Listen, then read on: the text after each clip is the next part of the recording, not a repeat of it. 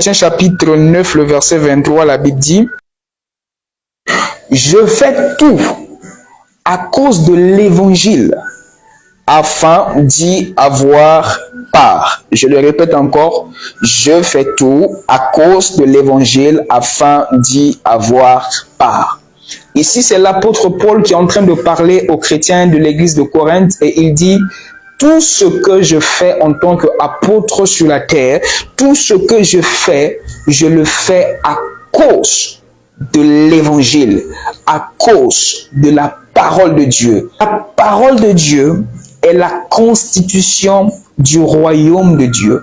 Et tout comme on le sait, chaque pays, chaque nation, chaque État est gouverné ou bien contrôlé, supervisé par ce qu'on appelle la Constitution.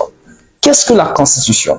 La Constitution, par définition, on peut dire, est une norme élevée au-dessus d'un État qui gère le système politique ou bien le système de la relation entre l'État et les citoyens et la population. C'est la Constitution qui définit certaines règles de politique de gestion au sein de l'État ou bien au sein de la République. Et chaque République a sa Constitution. Vous savez, lorsqu'on était encore des enfants, parfois on avait l'habitude de dire que on croyait que le président, c'est le président qui est à la tête de tout le monde dans la nation. Personne n'est au-dessus du président. Parfois, quand quelqu'un se comporte, on me dit: est-ce que tu te prends pour le président de la République? Est-ce que tu te prends pour le chef de l'État? Pourquoi? Parce qu'on croit que le chef de l'État est la dernière personne, la première personne dans la nation. C'est-à-dire qu'au-dessus du chef d'État, il n'y a rien. Alors que c'est un mensonge. Au-dessus du chef de l'État, il y a ce qu'on appelle la Constitution. Le chef de l'État n'est pas au-dessus de la Constitution. C'est la Constitution qui contrôle le système politique. C'est la Constitution qui définit la relation, la gestion du chef de l'État avec son gouvernement et avec beaucoup d'autres choses. Donc, la Constitution est une norme vraiment élevée qui est au-dessus, qui contrôle, qui supervise ce qui se passe au sein d'un pays. Amen. Donc, à chaque fois qu'une institution doit se comporter, à chaque fois qu'une institution doit pouvoir fonctionner, œuvrer donc pour l'objet de quelque chose, celle-ci doit se référer à la Constitution. Si par exemple la Constitution dit, ok, chaque président doit faire seulement 2 ans, ok, doit avoir seulement 2 mandats, c'est la Constitution.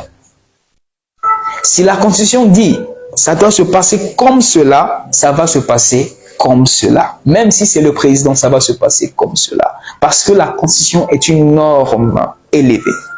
Alléluia. Tout le monde doit se référer à la Constitution. Alors, peu importe de là où tu es, si tu es centrafricain, je t'invite à pouvoir prendre parfois connaissance de la Constitution de ton pays. Parce que c'est une norme qui contrôle, qui gère le pays. Alléluia. C'est comme le statut, c'est comme le statut, c'est comme l'image reflétée par les textes juridiques de la nation. Alléluia. Alors, le royaume de Dieu aussi a sa constitution. Et la constitution du royaume de Dieu, je rappelle que le royaume de Dieu est différent de la religion. Vous pouvez ne pas me comprendre, ou peut-être je peux être l'ennemi des religieux, ceux qui sont vraiment inclus, insérés dans la religion. Vous ne pourrez jamais comprendre mon enseignement sur le royaume de Dieu si vous êtes réellement et très religieux. Amen. Donc la Bible est la constitution du royaume de Dieu. Et en tant qu'un bon citoyen, l'apôtre Paul dit: tout ce que je fais, je le fais à cause de l'évangile. Pourquoi? Parce qu'il sait que l'évangile, qui est la parole de Dieu, est la constitution qui le gouverne. Alléluia. Tout ce que, en tant que citoyen du royaume, tout ce qu'on doit faire, on doit le faire pour l'évangile. On doit faire selon les textes de notre constitution. Ne te comporte pas selon quelque chose. Comporte-toi comme selon la constitution de ton pays, du pays dans lequel tu viens. Je ne suis pas de la terre. Mon corps vient de la Centrafrique, mais mon esprit vient du ciel. My God. I'm talking to somebody. Are you hearing me? Je le répète, mon corps, c'est mon corps qui vient de la Centrafrique. Mais mon esprit ne vient pas de la Centrafrique. Mon esprit vient du ciel. Mon esprit vient du royaume de Dieu, du pays de Dieu. Alors, lorsqu'on se réfère d'une manière corporelle, physique, I am a Central African. But I am not a Central African in the realm of the Spirit. Alléluia. Et c'est la Bible. La Bible est la constitution de la parole de Dieu. Et lorsque la Bible devient la constitution de la parole de Dieu, Dieu nous demande de pouvoir grandir dans la connaissance de cette constitution. Vous savez quelque chose? Lorsque vous êtes privé de l'information, vous ne pouvez pas faire de grandes choses. Vous avez besoin de l'information pour vivre réellement la liberté. La Bible dit, mon peuple périt à cause de l'information, la connaissance. L'information est quelque chose de très important. Lorsqu'il y a un peuple qui est privé de l'information, ce peuple vit dans l'ignorance et la définition de l'ignorance, selon l'étymologie, veut dire les ténèbres. C'est-à-dire que lorsque vous n'avez pas accès à l'information, vous êtes dans les ténèbres, vous êtes dans le noir. L'information est une lumière qui éclaire. Amen. Et vous devez grandir dans la connaissance de la constitution qui est la Bible. Vous devez grandir dans cette connaissance, dans cette constitution. Philippiens chapitre 1, le verset 9. Philippiens chapitre 1, le verset 9. Let's see what the Bible say about.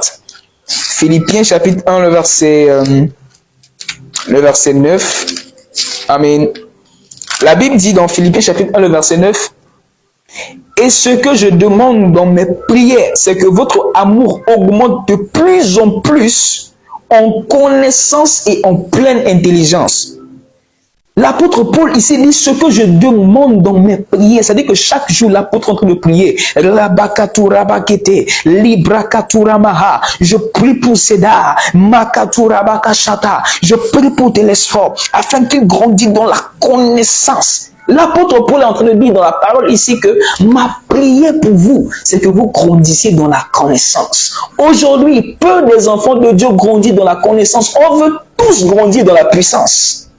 Oh yes. Nous voulons tous grandir dans la puissance. Je veux délivrer, je veux chasser les démons, faire marcher les paralytiques.